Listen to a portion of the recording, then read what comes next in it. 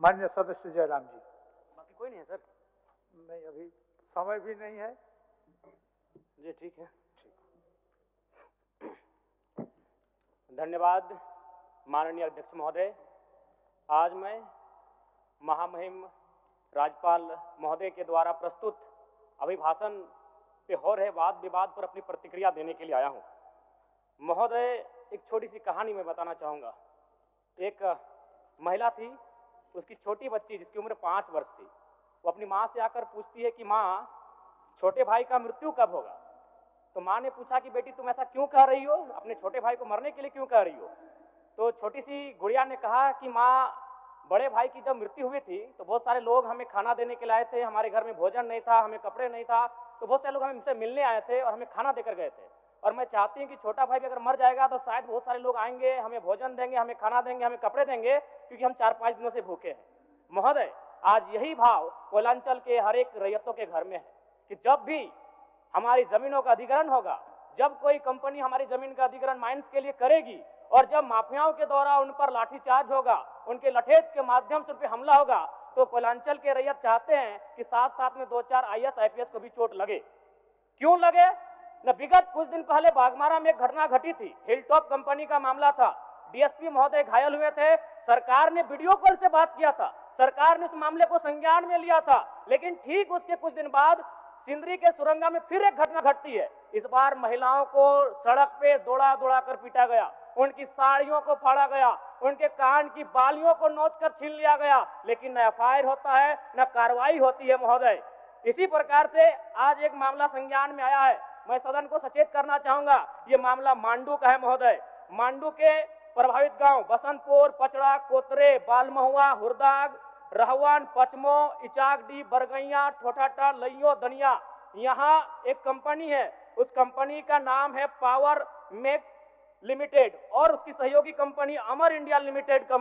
इनके माध्यम से खनन का कार्य होना है। अध्यक्ष महोदय, विगत 2-3 दिनों से लगभग 500 की संख्या में महिलाएं धरने पर बैठी हैं। यह मामला मैं सरकार को आपके माध्यम से संज्ञान में देना चाहता हूं।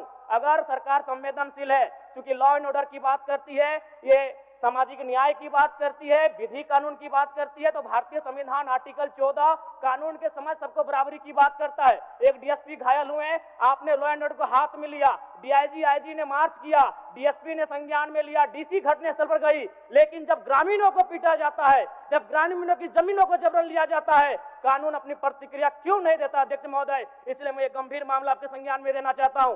महोदय, भारतीय संविधान आर्टिकल 301 कहता है, क्योंकि इससे पहले जो जमीन का मामला था वो हमारा मौलिक अधिकार था, लेकिन संशोधन करते हुए 300A में डाला गया है। वर्तमान वो हमारा मौलिक अधिकार न होकर संवैधानिक अधिकार है। अध्यक्ष महोदय, और वो क्लाउज कहता है कि जिसके पास भूमि नहीं है सरकार उसे भूमि आवंटित करेगी, लेकिन यहाँ दुर्भाग्य इस राज्य का कि जिनकी भूमि है, सदियों से, हजारों वर्षों से वो भूमि पर वो जोत तोड़ करते हैं, और आज लगता है कि ब्रिटानिया हुकूमत बरकरार है, ईस्ट इंडिया कंपनी का शासन इस राज्य में बरकरार है। आज इसी प्रशासन के जोर पर आज उनकी जमीनों का जबरन अधिग्रहण किया जाता है। मांडू का मामला को संज्ञान में लीजिए, सुरंगा का मामला संज्ञान में लीजिए, भौरा का मामला संज्ञान में लीजिए। अध्यक्ष महोदय, क्योंकि रोज रोज आपके DSP घायल होने का इंतजार मत कीजिए। विधि के समक्ष अगर सब बराबर हैं तो रैयतों को भी जान जाती है, रैयतों को भी चोट लगता है। इस मामले को संज्ञान में लेंगे। महोदय, मैं आगे कहना चाहूंगा, अभी वरिष्ठ नेता ने कहा लॉ एंड ऑर्डर, मैं मानता हूं कि लॉ एंड ऑर्डर आपका है, लेकिन कहां है अध्यक्ष महोदय? गांवों में, खेतों में, खलिहानों में, बालू और कोयला के खदानों में, माफियाओं की जेब में आपका लॉ एंड ऑर्डर है। महोदय, मैं पढ़ के बताना चाहूंगा, ओबी डंपिंग को लेकर भिड़ंत, फायरिंग, बमबाजी, रेती जमीन पर ओबी डंप किए जाने को लेकर पहले भी हो चुका है संघर्ष, चले थे गोली बम, मामला जीनागोड़ा का। देव प्रभा आउटसोर्सिंग के समर्थकों व ग्रामीणों में झड़प, पत्थरबाजी व फायरिंग, तीसरा थानेदार का हाथ टूटा। अचानक बमबाजी व फायरिंग से मची भगदड़, पुलिस की मौजूदगी में एक दूसरे पर पत्थर बरसाते लोग। मैंने कहा लॉ एंड ऑर्डर है अध्यक्ष महोदय, कहां? गांवों में, खेतों में, खलिहानों में, कोयला के खदानों में, माफियाओं की जेब में। अध्यक्ष महोदय, मामले को गंभीरता पूर्वक संज्ञान में लीजिए अध्यक्ष महोदय। फिलहाल मांडू के मैंने जिन गांवों का नाम जिक्र किया है, अभी भी 500 महिलाएं धरने पर बैठी अध्यक्ष महोदय। अगर सरकार इस मामले को गंभीरता पूर्वक नहीं लेती अध्यक्ष महोदय, तो बागमारा और झरिया जैसी घटनाएं मांडू में घटित होने में देर नहीं लगी अध्यक्ष महोदय। इसलिए मैं चाहता हूं कि इस मामले को आप संज्ञान में ले। दूसरी बात अध्यक्ष महोदय, मैं आपके माध्यम से एक अत्यंत गंभीर मामला संज्ञान में देना चाहता हूं। धनबाद जिला तोपचाची प्रखंड अंतर्गत पिपराडी गांव, आजादी के 78 साल बाद भी उस गांव की सड़क मुख्य सड़क से जुड़ नहीं पाई है।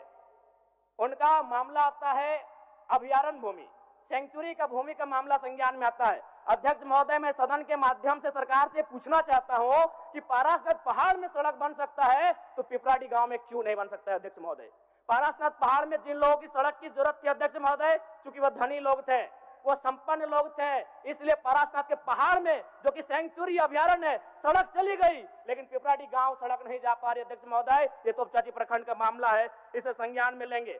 दूसरी बात अध्यक्ष महोदय, जो विषय मैंने कहा 300A में स्पष्ट है कि राज्य अपनी विधायकी शक्ति का उपयोग करके संपत्ति के अधिकारों को सीमित, कम या बदल कर सकता है। इसलिए आपसे आग्रह होगा, जो भी मामले भूमि संबंधित खासकर खनन क्षेत्रों से आते हैं, उसके लिए आप एक पोर्टल बनाए अध्यक्ष महोदय, एक शिकायत पत्रिका बनाए अध्यक्ष महोदय, क्योंकि मामला बहुत ही हिंसक रूप धारण कर लेता है। मैं उस क्षेत्र से आता हूं, मैं कोयलांचल के क्षेत्र से आता हूं अध्यक्ष महोदय। मैं रोज बमबारी, गोली, तमाम घटनाओं को देखता हूं, सुनता हूं अध्यक्ष महोदय, और आम व्यक्ति की कहीं सुनी नहीं जाती है। इसलिए आपके माध्यम से सरकार से मेरा आग्रह होगा, ऐसे विषयों पर सरकार गंभीर रहे। अगर गंभीर नहीं रहती है तो अप्रिय और अनहोनी घटना होने में देर नहीं लगी अध्यक्ष महोदय। धन्यवाद अध्यक्ष महोदय, बहुत बहुत धन्यवाद।